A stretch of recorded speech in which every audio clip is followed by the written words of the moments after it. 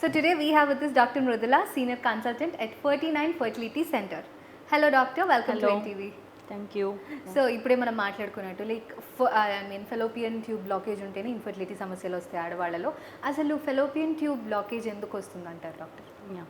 So ఇన్ఫర్టిలిటీకి one of the reasons fallopian ట్యూబ్స్లో problems ఉండడం. సో ఫెలోపియన్ ట్యూబ్స్లో ప్రాబ్లమ్స్ ఏంటివి అంటే ఒక్కొక్కసారి ఫెలోపియన్ ట్యూబ్స్ బ్లాక్ అయిపోవచ్చు. ఈ బ్లాకేజ్ ఎందుకు వస్తుంది, అసలు బ్లాకేజ్ ఉన్నప్పుడు వాళ్ళకి ఏదైనా సిమ్టమ్స్ ఉంటాయా, ఎలా తెలుస్తుంది బ్లాక్ ఉందని అనేది చాలామంది క్వశ్చన్స్ అడుగుతూ ఉంటారు. సో ఈ ఫెలోపియన్ ట్యూబ్స్ అనేది యూట్రస్ నుంచి ఓవరీస్కి కనెక్టింగ్ ట్యూబ్స్ అన్నమాట, పైప్స్ లాగా ఉంటుంది. ఓవరీ నుంచి ఎగ్ రిలీజ్ అయినప్పుడు, ఓవ్యులేషన్ అయినప్పుడు ఈ ట్యూబ్స్ ఆ ఎగ్ని కలెక్ట్ చేసుకొని ట్రాన్స్పోర్ట్ చేస్తుంది. అక్కడికి మనకి స్పర్మ్ కూడా త్రూ సర్విక్స్ యూట్రస్లోంచి ఫెలోపియన్ ట్యూబ్లోకి రావాలి. స్పర్మ్ ఎగ్ ఫర్టిలైజ్ చేసి ఎంబ్రియో తయారయ్యాక ఆ ఎంబ్రియో కూడా మనకి ఫెలోపియన్ ట్యూబ్ నుంచి మళ్ళీ యూట్రస్ వరకు ఆ ట్యూబే ట్రాన్స్పోర్ట్ చేయాలి ఎంబ్రియోని. సో ఇదంతా మనకి ఫెలోపియన్ ట్యూబ్లోనే జరుగుతుంది. చాలా ఇంపార్టెంట్ ఫంక్షన్ ఫెలోపియన్ ట్యూబ్స్కి. ఫర్టిలైజేషన్ ప్రాసెసే మనకి ఫెలోపియన్ ట్యూబ్స్లో జరుగుతుంది. సో ఈ ఫెలోపియన్ ట్యూబ్స్లో ఏదైనా ప్రాబ్లం ఉంది అంటే బ్లాకేజ్ ఉందనుకోండి, ఎగ్ తీసుకోవడము, స్పర్మ్ వెళ్ళి ఎగ్ కలవడం, ఈ ప్రాసెస్ అంతా జరగదు. కాబట్టి వీళ్ళకి ఇన్ఫర్టిలిటీ అనేది ఉంటుంది. అన్నీ బాగున్నాయంటే స్పర్మ్ బాగుంది, ఎగ్ నెంబర్ బాగుంది, ఎగ్ పెరుగుతుంది, ఓవ్యులేషన్ అవుతుంది, బట్ ప్రెగ్నెన్సీ రావట్లేదు అని వచ్చినప్పుడు ఒక చిన్న టెస్ట్ చేస్తాము. యూజువల్గా ఫెలోపియన్ ట్యూబ్స్కి సంబంధించిన టెస్ట్ హెచ్ఎస్జి కానివ్వండి, ఎస్ఐఎస్ అంటాము. సో ఇట్లా చిన్న సింపుల్ బేసిక్ టెస్ట్స్ ఉంటాయి. అందరికీ చేయాలి, ఇన్ఫర్టిలిటీతో బాధపడే వాళ్ళందరికీ ఇది బేసిక్ టెస్ట్ లాగా. సో ఇందులో ఏం చేస్తామంటే ఒక హెచ్ఎస్జిలో అయితే డై పంపిస్తాము సర్విక్స్ నుంచి యూట్రస్ లోపలికి. అది ఫెలోపియన్ ట్యూబ్స్లోంచి మనకి పొట్ట లోపలికి వస్తుందా లేదా అనేది ఎక్స్రే చేస్తారు. లేదు వేరే ప్రొసీజర్ ఎస్ఐఎస్ అంటాము, సెలైన్ ఇన్ఫ్యూజన్ సోనోసాల్పింగోగ్రామ్. ఇందులో నార్మల్ సెలైన్ పంపించి యూట్రస్ లోపలికి అది పొట్ట లోపలికి వస్తుందా లేదా అనేది అల్ట్రాసౌండ్లో చెక్ చేస్తాం. సో ఆ ట్యూబ్స్లోంచి మనకి పెరిటోనియల్ క్యావిటీలోకి వచ్చేస్తుంది అంటే ట్యూబ్స్ ఓపెన్ ఉన్నట్టు. రావట్లేదు అంటే ఒక్కొక్కసారి ట్యూబ్స్ బ్లాక్ ఉండొచ్చు, లేదంటే ఒక్కొక్కసారి ఇది పెయిన్ఫుల్ ప్రొసీజర్స్ ఉంటాయి. ట్యూబల్ పేటెన్సీ టెస్ట్ పెయిన్ వల్ల ట్యూబ్స్ స్పాజంలో ఉండి కూడా మనకి బ్లాకేజ్ లాగా రావచ్చు రిపోర్ట్. సో ఒకసారి ట్యూబల్ పేటెన్సీ టెస్ట్ చేసినప్పుడు వాళ్ళు హెచ్ఎస్జి ఆర్ ఎస్ఐఎస్ చేసుకున్నారు, ట్యూబ్స్ మనకి బ్లాక్ అని ఇచ్చినప్పుడు 100% వీళ్ళకి ట్యూబ్స్ బ్లాక్ ఉంది అని చెప్పలేము. ఎందుకంటే ఇవి చిన్న బేసిక్ స్క్రీనింగ్ టెస్ట్ లాగానే. ఇది నార్మల్గా ఉంది, ఓపెన్ ఉన్నాయి అంటే వాళ్ళు ప్రెగ్నెన్సీ న్యాచురల్గా ట్రై చేయొచ్చు, లేదంటే చిన్న మెథడ్స్ ద్వారా ప్రెగ్నెన్సీ ట్రై చేయొచ్చు. ఇందులో కనుక బ్లాక్ ఉంది అని వస్తే నెక్స్ట్ అది కన్ఫర్మేషన్ కోసం మళ్ళీ వేరే టెస్ట్ చేయాల్సి ఉంటుంది. సో ఇందుకీ సిమ్టమ్స్ ఏమైనా తెలుస్తాయా డాక్టర్ పేషెంట్కి? సో ఈ బ్లాకేజ్ ఉన్నప్పుడు ఏంటంటే సిమ్టమ్స్ మోస్ట్లీ చాలా మందిలో సిమ్టమ్స్ ఏమి ఉండవు. చాలా సివియర్ ప్రాబ్లం ఉన్నప్పుడు అసలు బ్లాకేజ్ ఎందుకు వస్తుంది అంటే ప్రీవియస్గా ఏదైనా ఇన్ఫెక్షన్స్ ఉన్నప్పుడు, పెల్విక్ ఇన్ఫెక్షన్స్, కొంతమందికి ట్యూబర్క్లోసిస్ ఉండొచ్చు, అబ్డామినల్ ట్యూబర్క్లోసిస్, అది ట్యూబ్స్కి స్ప్రెడ్ అయ్యి ట్యూబల్ బ్లాక్ ఏర్పడవచ్చు. లేదంటే లోవర్ వెజైనల్ ఇన్ఫెక్షన్స్ ఉండొచ్చు, రిప్రొడక్టివ్ ట్రాక్ట్ ఇన్ఫెక్షన్స్ ఏదైనా మనకి ట్యూబ్స్ చాలా థిన్గా ఉంటాయన్నమాట. అందులో మైక్రోవిల్లై అన్నీ ఉంటాయి, మైక్రోస్కోపిక్ అంటి కనిపించదు అది. సో ఈ మైక్రోవిల్లై అనేది ఈజీగా ఎఫెక్ట్ అవ్వచ్చు మెయిన్గా ట్యూబర్క్లోసిస్ తోటి. సో అది ఆ ఇన్ఫెక్షన్ వచ్చినప్పుడు ఏదైనా ట్యూబ్ ఎఫెక్ట్ అయితే అది బ్లాక్ లాగా అయిపోతుంది. కొంతమందికి ఎండోమెట్రియోసిస్ సమస్య ఉంటుంది, అంటే బ్లీడింగ్ అయ్యే మన యూట్రస్ లైనింగ్ ఎండోమెట్రియం అంటాం. ఈ ఎండోమెట్రియం లేయర్ కనుక ట్యూబ్స్ పైన లేదంటే ఓవరీస్ పైన ఈ ఎండోమెట్రియోసిస్ ప్రాబ్లంలో ఈ ఎండోమెట్రియం అనేది వేరే దగ్గర కూడా డెవలప్ అవుతూ ఉంటుంది, ఓవరీస్ పైన, ట్యూబ్స్ పైన, పెరిటోనియంలో. సో ఇట్లా ఉన్నప్పుడు ఈ ఎండోమెట్రియం గర్భసంచి లోపల ఉన్న layer every month through menstruation అనేది బయటకు వచ్చేస్తుంది బ్లీడింగ్ ద్వారా. అదే వేరే దగ్గర ఉన్న ఎండోమెట్రియం బ్లీడ్ అయినప్పుడు అది బయటకు రావడానికి మనకి లేదు. కాబట్టి ఆ బ్లడ్ అంతా అక్కడే ఉండి వాళ్ళకి సివియర్ పెయిన్ ఉండడము, అతుకులు ఏర్పడము, ట్యూబ్స్ కూడా అతుకులోకి వెళ్ళిపోయి బ్లాక్ లాగా రావచ్చు. సో సివియర్గా ప్రాబ్లం ఉన్నప్పుడు అంటే ఆ బ్లాక్ వల్ల ట్యూబ్లో వాటర్ కలెక్షన్ వస్తుంది కొంతమందికి, హైడ్రోసాల్పింగ్స్ అంటాం. లేదంటే చాలా సివియర్ ఇన్ఫెక్షన్ ఉన్నప్పుడు పస్ ఫామ్ అయ్యవచ్చు ట్యూబ్స్లో. సో ఇట్లా సివియర్ ప్రాబ్లం ఉన్నప్పుడు మాత్రమే వీళ్ళకి లోవర్ అబ్డామినల్ పెయిన్, ఫీవర్ ఇట్లాంటి సిమ్టమ్స్ ఉంటాయి. ఎండోమెట్రియోసిస్ వాళ్ళకి డిస్మెనోరియా అంటే పీరియడ్స్లో సివియర్ పెయిన్, లేదంటే ఇంటర్ కోర్స్లో చాలా సివియర్ పెయిన్, ఇట్లాంటి ప్రాబ్లమ్స్ చాలా తక్కువ మందికి చూస్తాం. ఈ బ్లాక్స్ ఉన్న వాళ్ళకి చాలా మందిలో ఏసిమ్టమాటిక్ ఉంటారు, అంటే బయటికి ఏం సిమ్టమ్స్ ఉండవు. ఓన్లీ ఇన్ఫర్టిలిటీతో వచ్చినప్పుడు, ప్రెగ్నెన్సీ రావట్లేదు అని వచ్చినప్పుడు వాళ్ళకి టెస్ట్ చేసినప్పుడు మాత్రమే మనకు తెలుస్తుంది ఫెలోపియన్ ట్యూబ్స్ బ్లాక్ ఉన్నాయి అనేది. అసలు ఎలా డయాగ్నోస్ చేస్తారు డాక్టర్ ఇవి? ట్యూబల్ పేటెన్సీ టెస్ట్ చేస్తాం ఇన్ఫర్టిలిటీతో వచ్చిన వాళ్ళకి. ఈ హెచ్ఎస్జి ఆర్ ఎస్ఏఎస్ ఇది 7th day or 8th day of periods చేస్తారు. సో ఇందులో ఏదైనా ప్రాబ్లం ఉంది అనిపించినప్పుడు, అంటే బ్లాక్ ఉంది అన్నప్పుడు నెక్స్ట్ ల్యాప్రోస్కోపీ ఉంటుంది, డయాగ్నోస్టిక్ ల్యాప్రోస్కోపీ. సో ల్యాప్రోస్కోపీలో ఏంటంటే అండర్ అనెస్థీషియా చేస్తాము, మత్తిచ్చి చేస్తారు కాబట్టి పెయిన్ ఉండదు. అండ్ డైరెక్ట్గా విజువలైజ్ చేస్తాం, డైరెక్ట్గా కెమెరా పెట్టి చూస్తాం లోపల ట్యూబ్స్లోంచి మనకి వాటర్ ఏదైనా పంపించినప్పుడు అది వస్తుందా లేదా అనేది డైరెక్ట్గా విజువలైజ్ చేస్తాం కాబట్టి 100% మనకు తెలుస్తుంది ట్యూబ్స్ బాగున్నాయా, డ్యామేజ్డ్ ఉన్నాయా, బ్లాక్ ఉందా, ఈ బ్లాక్ అనేది మనము ఏదైనా ఓపెన్ చేయడానికి ఛాన్సెస్ ఉందా, ఇవన్నీ కూడా మనము ల్యాప్రోస్కోపీలో తెలిసిపోతాయి. ఆల్రైట్, వీటికి ఎటువంటి ట్రీట్మెంట్స్ అనేది అవైలబుల్గా ఉన్నాయి doctor? Okay, so fallopian tubes block ఉంది అనుకోండి, అది ల్యాప్రోస్కోపీలో చేసుకున్నారు, అందులో కూడా 2 ట్యూబ్స్ డ్యామేజ్ ఉన్నాయి, 2 ట్యూబ్స్ చాలా బ్లాక్ ఉంది, ఓపెన్ చేయడానికి రాలేదు, అప్పుడు నెక్స్ట్ స్టెప్ ప్రెగ్నెన్సీ కోసం ఐవీఎఫ్ ఉంటుంది. So test tube baby method, because ఇందులో ట్యూబ్స్లో జరిగే ఫర్టిలైజేషన్ ప్రాసెస్ అవ్వడానికి ఇక్కడ లేదు, మనకి 2 బ్లాక్ ఉన్నాయి కాబట్టి ఈ ఫర్టిలైజేషన్ ప్రాసెస్ ఇన్ విట్రో అంటే బయట ఐవీఎఫ్ ల్యాబ్లో చేస్తాం. ఇన్ విట్రో ఫర్టిలైజేషన్ లోపల హ్యూమన్ బాడీలో జరిగే ప్రాసెస్ని బయట చేస్తున్నాం కాబట్టి ఇన్ విట్రో ఫర్టిలైజేషన్ అంటాం. సో స్పర్మ్ ఎగ్ పికప్ చేసి వైఫ్ నుంచి స్పర్మ్ ఇంజెక్ట్ చేసి ఎంబ్రియో రెడీ చేసి డైరెక్ట్గా యూట్రస్ లోపల ట్రాన్స్ఫర్ చేయడం. ఇందులో ట్యూబ్స్ మనం బైపాస్ చేస్తున్నాం, ట్యూబ్లో ఏదైతే జరుగుతుందో అది మనకి అవ్వట్లేదు కాబట్టి బయటకు తీసి చేస్తున్నాం. ఇది ఒక ట్రీట్మెంట్. ఒక్కొక్కసారి కొంతమందికి యూనిలేటరల్ ట్యూబల్ బ్లాక్స్ ఉంటాయి, అంటే ఒక ట్యూబ్ బాగుంది ఓపెన్ ఉంది, ఒక ట్యూబ్ మాత్రం బ్లాక్ ఉంది అంటారు. సో వీళ్ళకి న్యాచురల్ మెథడ్గా లేదంటే చిన్న ఐయుఐ మెథడ్స్ ట్రై చేయొచ్చు. వీళ్ళలో ఏంటంటే వేరే పారామీటర్స్ ఎట్లా ఉన్నాయి అవి కూడా చూసుకోవాలి. సో విమెన్ ఏజ్ ఎంత, యంగ్ ఏజ్, ఎగ్స్ నంబర్ ఎట్లా ఉంది, స్పర్మ్ పారామీటర్ ఎట్లా ఉంది, అంటే మేల్లో స్పర్మ్ నెంబర్ నార్మల్గానే ఉందా తక్కువ ఉందా, ఇవన్నీ కూడా చూసుకొని దాన్ని బట్టి ట్రీట్మెంట్ చేయాల్సి ఉంటుంది. యూనిలేటరల్ ట్యూబల్ బ్లాక్, ఒకటే ట్యూబ్ బ్లాక్ ఉంది బట్ స్పర్మ్ చాలా తక్కువ ఉంది అనుకోండి, సివియర్ ఆలిగోస్పర్మియా ఉంది, సో వాళ్ళకి ఐవీఎఫ్ ఆప్షనే ఉంటుంది. యూనిలేటరల్ ట్యూబల్ బ్లాక్ వేరే అన్నీ నార్మల్గా ఉన్నాయి, they can try naturally. And ఆ ఓవరీ ఏదైతే ట్యూబ్ బాగుందో ఆ సైడ్ ఓవరీలో ఎగ్ పెరిగింది అంటే వాళ్ళకి ప్రెగ్నెన్సీ ఛాన్సెస్ బాగుంటాయి. ఆల్రైట్, సో ఇప్పుడు ఈ ట్రీట్మెంట్స్ వల్ల ప్రెగ్నెన్సీ రేట్ కానివ్వండి, సక్సెస్ రేట్స్ ఇవన్నీ ఎలా ఉంటాయి డాక్టర్?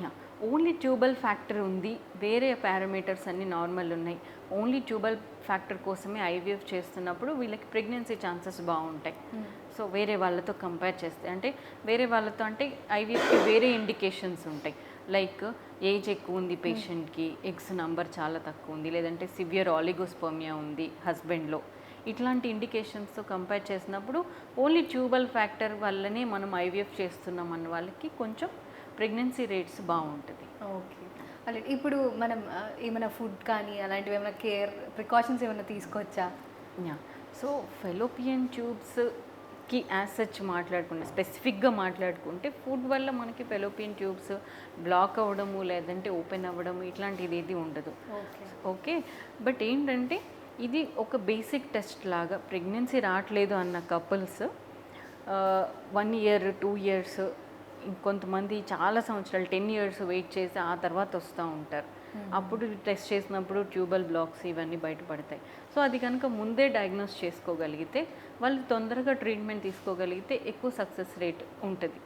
ఎందుకంటే ఏజ్ పెరిగిన కొద్దీ ఫీమేల్ కానివ్వండి మేల్ కానివ్వండి వేరే ప్రాబ్లమ్స్ కూడా పెరుగుతాయి, ఎగ్స్ నెంబర్ తగ్గుతుంది, ఎగ్ క్వాలిటీ తగ్గుతుంది, స్పర్మ్ కూడా క్వాలిటీ తగ్గొచ్చు. సో చిన్న బేసిక్ టెస్ట్ ఇది. 1 ఇయర్ ప్రెగ్నెన్సీ ప్లాన్ చేశారు, ప్రెగ్నెన్సీ రాలేదు అంటే ఫర్టిలిటీ స్పెషలిస్ట్ దగ్గరికి వెళ్తే ఈ బేసిక్ అల్ట్రాసౌండ్ ఒకటి ఫీమేల్కి, tubal patency test, husband sperm test, ఈ 3 టెస్ట్ చేసినప్పుడు అన్నీ నార్మల్గా ఉన్నాయంటే they can try naturally, okay. లేదంటే ట్యాబ్లెట్స్తో ట్రై చేయొచ్చు. లేదు మేజర్ ఏదైనా ప్రాబ్లం ఉంది అంటే దానికి వెంటనే నెక్స్ట్ ట్రీట్మెంట్ ప్లాన్ చేంజ్ చేసుకోవడం వల్ల వాళ్ళకి సక్సెస్ రేట్స్ అనేది ఎక్కువ ఉంటాయి. సో డాక్టర్, ట్యూబెక్టమీ అయిపోయిన తర్వాత మళ్ళీ తర్వాత ఎక్స్పెక్ట్ చేస్తూ ఉంటారు కదా కొంతమంది, సో వాళ్ళకి ఎలాంటి ట్రీట్మెంట్ చేస్తారు? సో చాలామంది ఆల్రెడీ పిల్లలు ఉన్నారు, సో ట్యూబెక్టమీ చేయించేసుకుంటారు ఇంకొద్దు అనుకొని. లేదు లేదు ముందు 2 పిల్లలు ఉన్నారు బట్ మధ్యలో ఏదైనా పిల్లలకి మళ్ళీ కావాలి అని చాలామంది పేషెంట్స్ వస్తూ ఉంటారు. సో వీళ్ళకి ఏం ఆప్షన్స్ ఉంటాయి ప్రెగ్నెన్సీ కోసం అంటే, ఇంతకుముందు అయితే ట్యూబల్ రీకెనలైజేషన్ అంటే మళ్ళీ రివర్సల్ అనేవాళ్ళు. అంటే ట్యూబెక్టమీ మళ్ళీ ఆపరేషన్ చేసి ట్యూబ్స్ అతుక్కు పెట్టేసి రీకెనలైజేషన్ చేసి ప్రెగ్నెన్సీ ప్లాన్ చేసుకోమనేది. సో ఇప్పుడు ఏంటంటే ట్యూబల్ రీకెనలైజేషన్ చేసినప్పుడు ఒకటి ఓపెన్ అయ్యే ఛాన్సెస్ ట్యూబ్స్ 50% ఉంటుంది. కొంతమందికి చాలా ఇయర్స్ బ్యాక్ ట్యూబెక్టమీ అయి ఉండొచ్చు. తర్వాత ట్యూబెక్టమీ చేసినప్పుడు ఎంత ట్యూబ్ కట్ చేశారు, ఏ మెథడ్లో చేశారు ట్యూబెక్టమీ, ఇది కూడా ఇంపార్టెంట్. లాప్రోస్కోపీ చేసి జస్ట్ బటన్ హోల్ సర్జరీ చేసి జస్ట్ బటన్ పెట్టారా, లేదంటే కట్ చేశారా, కాటరీ చేశారా ట్యూబ్స్, ఇవన్నిటి మీద డిపెండ్ అవుతుంది రీకానలైజేషన్ సక్సెస్ రేట్ అనేది. సో ఒక్కొక్కసారి మళ్ళీ రీకానలైజేషన్ కూడా మళ్ళీ ఆపరేషన్ చేయాల్సి ఉంటుంది అనెస్థీషియా ఇచ్చి. So when we open or laparoscopy చేసి చూసినప్పుడు ట్యూబ్స్ హెల్తీగా లేవు, మనకి ఓపెన్ చేయడానికి లెంత్ సరిగా లేదు అన్నప్పుడు చేయలేకపోవచ్చు ఓపెన్ అనేది. సో మళ్ళీ నెక్స్ట్ వాళ్ళకి ఆప్షన్స్ ఏముంటుంది, ఐవీఎఫ్ఏ ఉంటుంది. సో ఇప్పుడు ఎవరైనా వచ్చినప్పుడు ట్యూబెక్టమీ అయిపోయింది మళ్ళీ ప్రెగ్నెన్సీ కావాలి అన్నప్పుడు ఏజ్ ఎట్లా ఉంది, ఫీమేల్ ఏజ్ మెయిన్గా, ఫీమేల్ ఏజ్ ఎంత, మెయిల్ స్పర్మ్ నార్మల్గా ఉందా లేదా, ఇవి కంపల్సరీ చూసుకోవాలి. ఫీమేల్ ఏజ్ కనుక చాలా ఎక్కువ ఉంది, ఎందుకంటే వీళ్ళు ఆల్రెడీ మ్యారేజ్ పిల్లలు ఉన్నారు, పిల్లలు తర్వాత వచ్చారు ప్రెగ్నెన్సీ కోసం అన్నప్పుడు వాళ్ళ ఏజ్ యూజువల్గా కొంచెం ఎక్కువగానే ఉంటుంది. సో వాళ్ళ ఏజ్ కనుక ఎక్కువ ఉంది, ఎగ్స్ నంబర్ ఎట్లా ఉంది వాళ్ళకి స్కాన్లో, లేదంటే ఓవేరియన్ రిజర్వ్ టెస్ట్ చేసుకొని ఓవేరియన్ రిజర్వ్ ఎట్లా ఉంది చూసుకోవాలి. ఏజ్ ఎక్కువ ఉండి ఆల్రెడీ ఎగ్స్ నంబర్ తక్కువ ఉన్నాయి అన్నప్పుడు ఎక్కువ టైం వేస్ట్ చేయలేం వీళ్ళకి. అంటే ఆపరేషన్ చేసి రీకానలైజేషన్ చేసి మళ్ళీ ఓపెన్ కాలేదు, లేదంటే ఓపెన్ అయినా కూడా ప్రెగ్నెన్సీ రావట్లేదు అంటే నెక్స్ట్ స్టెప్ ఐవీఎఫ్ఏ ఉంటుంది. సో ఇవన్నీ చూసుకోవాలి. ఫీమేల్ ఏజ్ కనుక యంగ్ ఫీమేల్, స్పర్మ్ పారామీటర్స్ నార్మల్గా ఉంది, ఎగ్స్ నంబర్ చాలా బాగున్నాయి అన్నప్పుడు వాళ్ళకి రీకానలైజేషన్ అనేది సజెస్ట్ చేయొచ్చు. సో లేదు స్పర్మ్ పారామీటర్ కూడా చాలా తక్కువ ఉంది అనుకోండి, స్పర్మ్ చాలా తక్కువ ఉంది, ఫీమేల్ ఏజ్ ఎక్కువ ఉంది, ఎగ్స్ నెంబర్ తక్కువ ఉంది అంటే రీకానలైజేషన్ వల్ల అంత యూజ్ ఉండదు వీళ్ళకి. డైరెక్ట్గా ఐవీఎఫ్ అనేది ఆప్షన్ చెప్తాం. సో ఐవీఎఫ్లో ఇంతకుముందు చెప్పినట్టు ట్యూబ్స్ అనేది మనకి బైపాస్ చేస్తాము, ఎగ్ బయటకు తీసి స్పర్మ్ ఇంజెక్ట్ చేసి ఎంబ్రియో రెడీ చేస్తాం కాబట్టి ఈవెన్ ట్యూబెక్టమీ అయిన వాళ్ళకి కూడా ప్రెగ్నెన్సీ ఛాన్సెస్ బాగుంటాయి. సో దీనికి ఏమైనా ఏజ్ రిలేటెడ్ ఉంటుందా, అంటే ఈ ట్రీట్మెంట్ ఈ ఏజ్ అయిన తర్వాత చేయకూడదు, ఓన్లీ 30 years వరకే చేయవచ్చు అనేది ఏమైనా రెస్ట్రిక్షన్స్ ఏమైనా? రీకానలైజేషన్ ఆర్ ఐవీఎఫ్ కానీ రీకానలైజేషన్ కానీ? రీకానలైజేషన్ అనేది అదే యంగ్ పేషెంట్స్ అయితే వాళ్ళకి కొంచెం దానివల్ల బెనిఫిట్ ఉంటుంది. ఓకే. ఏజ్ ఎక్కువ ఉన్న వాళ్ళకి కానీ లేదంటే వేరే అసోసియేటెడ్ ప్రాబ్లమ్స్ ఉంటే యూజువల్గా డైరెక్ట్గా ఐవీఎఫ్ అనేది సజెస్ట్ చేస్తాం. ఇంకొకటి రీకానలైజేషన్ వల్ల కాంప్లికేషన్స్ ఏంటంటే కొంతమందికి ఓపెన్ అయింది ట్యూబ్స్, బట్ ఇందులో ఓపెన్ ఉన్నా కూడా ట్యూబ్స్ ఫంక్షన్ అనేది ప్రాబ్లం ఉండొచ్చు. ఏ ట్యూబల్ పేటెన్సీ టెస్ట్ చేసినా కూడా మనం ట్యూబ్ ఓపెన్ ఉందా లేదా, ఒక పైప్ ఉంది అది ఓపెన్ ఉందా లేదా తెలుస్తుంది. ఈ ట్యూబ్ ఏంటంటే ఫంక్షన్ కూడా ఉంటుంది. మైక్రోవిల్లై అని చెప్పాను, ట్రాన్స్పోర్టేషన్కి హెల్ప్ చేయాలి ట్యూబ్, ఎగ్ని ట్రాన్స్పోర్ట్ చేయాలి, ఎంబ్రియోని ట్రాన్స్పోర్ట్ చేయాలి. సో ఇదంతా ట్యూబల్ ఫంక్షన్. ఈ ఫంక్షన్ అనేది మనము ఎందులోనూ టెస్ట్ చేయడానికి లేదు. We cannot test a tubal function. Only మనకి ప్రెగ్నెన్సీ వచ్చింది, యూట్రస్ లోపల ప్రెగ్నెన్సీ వచ్చింది అంటేనే ఏదో ఒక ట్యూబ్ సరిగా పనిచేస్తుంది అని అర్థం. ఏ టెస్ట్ చేసి మనం ట్యూబ్స్ మంచిగా పనిచేస్తున్నాయని చెప్పలేము. సో ఇప్పుడు ఓపెన్ చేసినా కూడా ఫంక్షన్ని వీ కెనాట్ టెస్ట్. సో ఒకవేళ ఆ మైక్రోవేవ్లే అన్నీ డిస్టర్బ్ అయిపోయి డ్యామేజ్ అయిపోయినాయి, సరిగ్గా పని చేయలేదు అంటే ఒక్కొక్కసారి ఫర్టిలైజ్ అయిన ఎంబ్రియో అక్కడే అతుక్కొని ఉండొచ్చు, ఇంప్లాంట్ అయిపోయి ట్యూబల్ ఎక్టోపిక్స్ అంటాం, ఎక్టోపిక్ ప్రెగ్నెన్సీస్ అంటాం. సో అట్లా వచ్చే ఛాన్సెస్ ఎక్కువ ఉంటాయి వీళ్ళకి. రీకానలైజేషన్ తర్వాత వచ్చే ప్రెగ్నెన్సీస్ ట్యూబ్స్లోనే ఉండిపోయే ఛాన్సెస్ కొంచెం జనరల్ పాపులేషన్తో కంపేర్ చేస్తే ఎక్కువగా ఉంటుంది. సో ఇవన్నీ కూడా ముందు పేషెంట్స్కి ఎక్స్ప్లెయిన్ చేసి వాళ్ళకి ఏది బెస్ట్ అనేది ఆప్షన్ అనేది సజెస్ట్ చేస్తాం. So doctor, finally to be పేరెంట్స్కి మీరు ఇచ్చే మెసేజ్? సో ఫైనల్లీ ఏంటంటే చాలా ఏజ్ ఎక్కువైనప్పుడు ఎక్కువ వెయిట్ చేయొద్దు.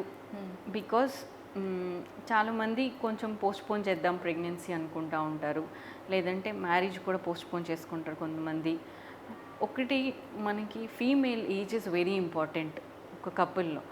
సో ఒక్కటి సింగిల్ ఫ్యాక్టర్ చెప్పండి ప్రెగ్నెన్సీ రావడానికి ఏది చాలా ఇంపార్టెంట్ అని అడిగితే ఫీమేల్ ఏజ్ అనేది చెప్తాం.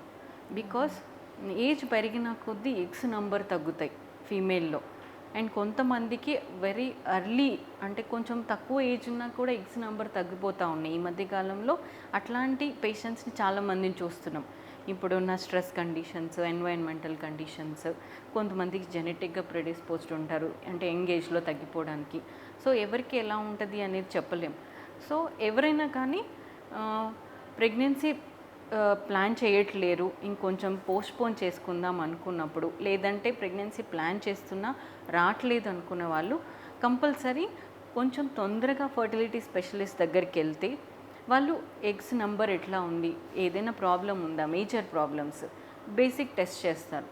ఆ టెస్ట్ చేసుకున్నాక నార్మల్గా ఉంటే దెన్ దే కెన్ వెయిట్. ఒకవేళ వాళ్ళు పోస్ట్పోన్ చేసుకుందామంటే కొన్ని రోజులు వాళ్ళు పోస్ట్పోన్ చేసుకోవచ్చు. లేదు ఆల్రెడీ ఎగ్స్ తగ్గిపోయినాయి లేదంటే తగ్గుతున్నాయి అన్నప్పుడు వాళ్ళకి ఎలా ఉంది రిజర్వ్, దాన్ని బట్టి వాళ్ళకి అడ్వైస్ చేయొచ్చు ఫర్టిలిటీ స్పెషలిస్ట్. అసలు మ్యారేజ్ కాలేదు బట్ ఎగ్స్ ఆల్రెడీ తగ్గిపోయినాయి, కొన్ని వేరే ఆప్షన్స్ ఉంటాయి. లైక్ ఓసైట్ ఫ్రీజింగ్ ఆప్షన్స్ ఉంటాయి. లేదు ప్రెగ్నెన్సీ వద్దనుకుంటున్నారు, మ్యారేజ్ అయింది ఇప్పుడే వద్దనుకుంటున్నారు, ఆల్రెడీ ఎగ్స్ నెంబర్ చాలా తక్కువ ఉన్నాయి వాళ్ళకి, అప్పుడు ఎంబ్రియో ఫ్రీజ్ చేసుకోవచ్చు. తర్వాత వాళ్ళు ఎప్పుడు ప్లాన్ చేస్తున్నారు ప్రెగ్నెన్సీ, అప్పుడు ఆ ఎంబ్రియో ట్రాన్స్ఫర్ చేసుకొని ప్రెగ్నెన్సీ ప్లాన్ చేసుకోవచ్చు. ఇట్లాంటి ఆప్షన్స్ ఉంటాయి. సో వన్ థింగ్ ఏంటంటే ఒకసారి ఎగ్స్ తగ్గాక మళ్ళీ బ్యాక్ రాదు. ఆ ఎగ్స్ నెంబర్ అనేది ఫిక్స్డ్ ఉంటుంది ఫీమేల్లో. ఏజ్ పెరిగిన కొద్దీ quality will decrease, number will decrease. So మనము కరెక్ట్ చేయలేం కాబట్టి కొంచెం ప్రికాషనరీగా ముందు చూసుకోవడం ద్వారా వాళ్ళకి వాళ్ళ ఓన్ జీన్స్ తోటి ప్రెగ్నెన్సీకి ఛాన్సెస్ ఎక్కువగా ఉంటాయి. అంటే ఏ ఏజ్ బెటర్ అంటారు డాక్టర్? యూజువల్గా లెస్ దాన్ 30 ఇయర్స్ లోపు ప్రెగ్నెన్సీ ఒకటి ప్లాన్ చేసేసుకుంటే బెటర్. లేదు పోస్ట్పోన్ చేసుకుందాం అనుకుంటే టెస్ట్ చేసుకోండి, టెస్ట్ చేసుకొని దాన్ని బట్టి ప్లాన్ చేసుకోండి. Thank you so much doctor. మంచిగా మన ఎన్టీవీ వ్యూవర్స్కి మా డౌట్స్ అన్ని కూడా క్లియర్ చేసినందుకు thank you so much. So viewers విన్నారు కదా. సో ఎప్పుడైనా మీకు కనుక ఇలాంటి ఇన్ఫర్టిలిటీ సమస్యలు అనిపిస్తే కనుక 49 fertility centre is the option for you. Thank you so much once again doctor. Thank you.